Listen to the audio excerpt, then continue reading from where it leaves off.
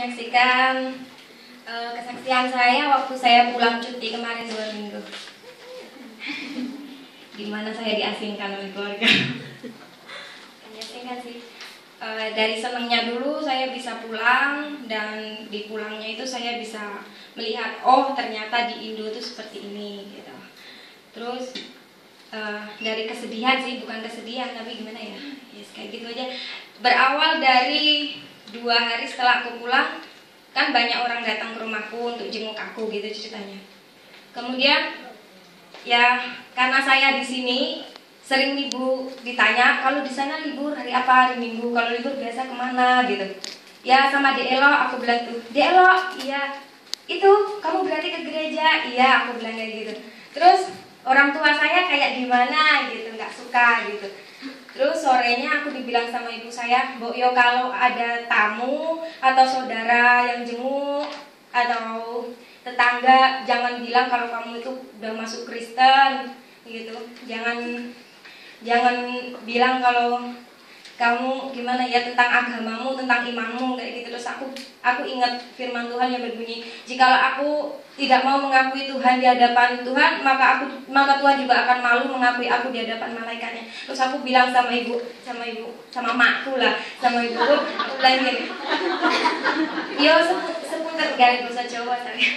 Ya maafin aku ya Bu, aku nggak bisa, orang Kristen itu imanku. Aku sekarang sudah percaya sama Yesus, aku percaya sama Tuhan, aku bilang gitu. Aku nggak bisa kalau aku nggak mengakui imanku di hadapan orang-orang, karena itu sudah menjadi firman yang harus aku akui, aku bilang gitu. Terus bermula dari situ, seterusnya apa yang aku lakuin di rumah itu salah. Iya salah. Terus mungkin ibuku ngomong sama bapak sama kakakku.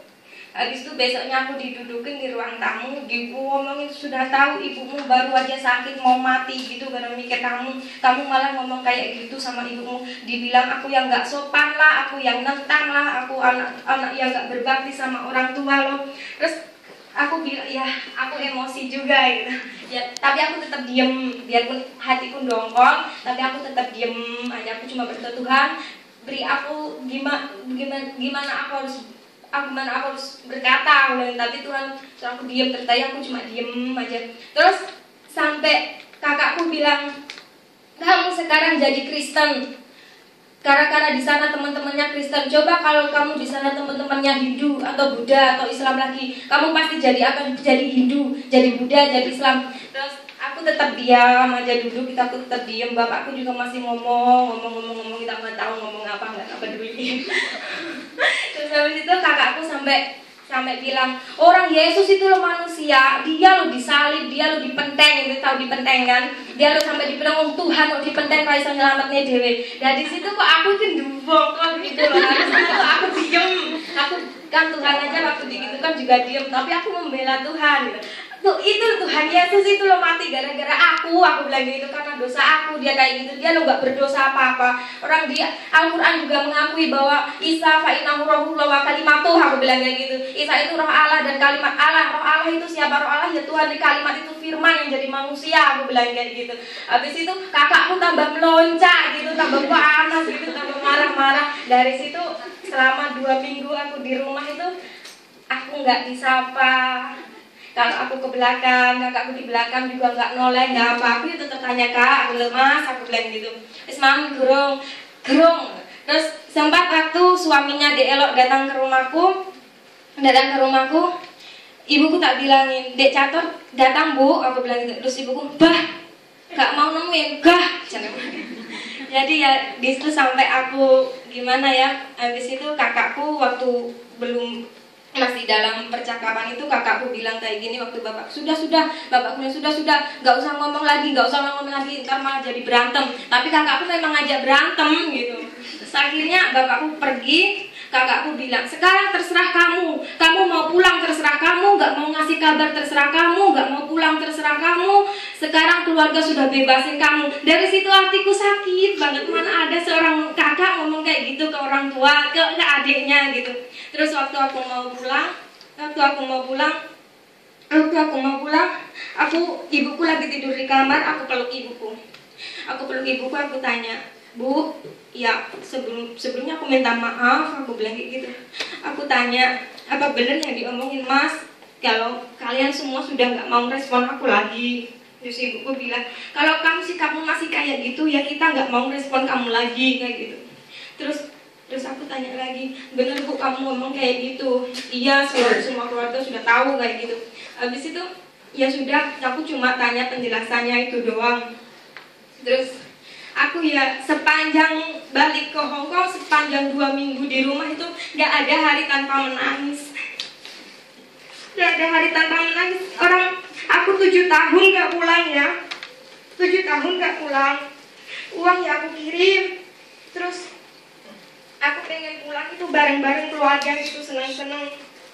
Tapi ternyata selama 2 minggu aku digituin diasingkan.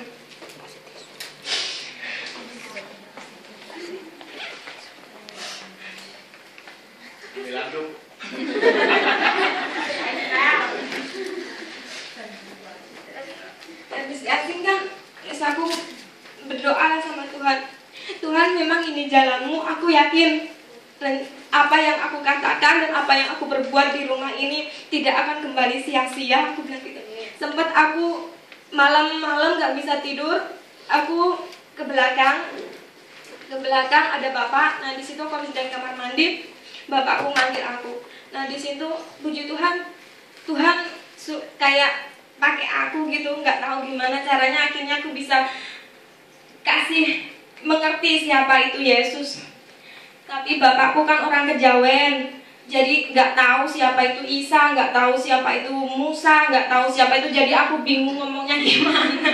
Tapi ya puji Tuhan, aku bisa ngomongin tentang apa itu, tentang Kejawen juga, tentang kisahnya siapa itu, tentang Kejawen, pokoknya tentang kisahnya Kristen awal mula di gereja Jawa gitu. Tapi manggilnya bukan Tuhan, bukan Isa, bukan Yesus, tapi Gusti Allah. Aku tetap bilangnya gitu. Terus pas tiba waktunya aku balik ke Hongkong lagi, kakakku sudah nggak mau ngantar aku lagi. Dulu pertama kakakku ikut jemput, nah kakakku udah nggak mau ngantar aku lagi. Terus aku cuma salamin kakakku, aku bilang, ya aku mungkin di sini banyak salah sama kakak, aku minta maaf, aku bilang kayak gitu. Jangan diambil hati setiap omonganku. Terus terakhir aku bilang, Tuhan memberkatimu, Tuhan sayang sama kakak, aku bilang kayak gitu. Terus kakak sama kakakku yang kedua juga tak gituin. Terus ibu sama bapak sepanjang perjalanan dari Kediri sampai Surabaya sampai itu nggak nanya aku sama sekali. Walaupun aku nanya, Mbak lapar nggak? Gitu cuek banget gitu ibu. Yes, abis itu sampai bandara aku mau terbang, aku teleponan sama bapak, Pak aku mau terbang katanya gitu. Abis itu bapak hati-hati, jaga diri baik-baik, aku bilang kayak gitu. Yang aku baiklah ngomong kayak gitu, tapi mereka salah tanggap, mungkin juga kata-kataku yang salah. Aku nggak tahu juga, aku bingung juga, aku harus ngomong gimana gitu, aku bingung. Abis itu bapak bilang kayak gini, sekarang kalau kamu sudah balik, sekarang terserah kamu, nggak ada yang jaga kamu lagi, nggak ada yang merhatiin kamu lagi, terserah, bebas kamu di sana, kata bapak bilang kayak gitu. Di situ aku nangis sepanjang perjalanan dari Surabaya sampai Hongkong sini, air mataku tuh nggak berhenti sampai Juanda situ, sampai Hongkong sini. Ya, cuma kayak gitu aja. Aku cuma berpesan sama teman-teman yang di sini yang berlatar belakang Islam ya, benar-benar gunakan di sini untuk belajar siapa itu Kristus. Ya, setiap orang nasibnya nggak sama. Mungkin siapa tahu ntar di rumah ya kejadian seperti aku gitu. Jadi kita bisa tahu apa yang harus kita lakukan. Kayak gitu. Benar-benar dijaga karena Yesus tuh benar-benar jalan untuk kita dapat datang kepada Allah. Karena Allah tuh benar-benar ya Yesus itu. Jadi mau digimanain tetap teguh pada iman kita gitu. Iya, terima kasih gitu aja.